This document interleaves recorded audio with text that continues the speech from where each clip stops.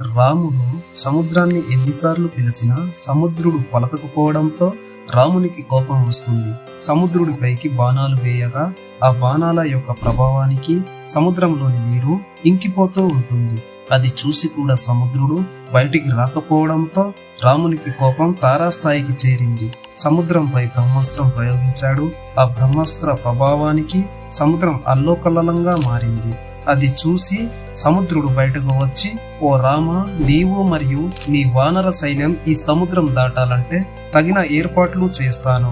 నీవు ప్రయోగించిన బ్రహ్మాస్త్రం వెనక్కి తీసుకోమని వేడుకుంటాడు. ఆ మాట విన్న రాముడు, ఓ సముద్ర, నీవు ఎంతకు పిలిచినా రాకపోతే నేను బ్రహ్మాస్త్రం ప్రయోగించాను, దాన్ని వెనక్కి తీసుకోలేను. కాబట్టి ఈ అస్త్రాన్ని ఎక్కడ ప్రయోగించాలో నీవే చెప్పు అని అంటాడు. రామ, కొంతమంది దుర్మార్గులు తస్విలో సముద్రాన్ని ఆక్రమించుకొని పాపాలు చేస్తున్నారు. వారి మీద ఆ అస్త్రాన్ని ప్రయోగించండి అని అంటాడు. అప్పుడు రాముడు వారి మీద ప్రయోగించి నాశనం చేస్తాడు.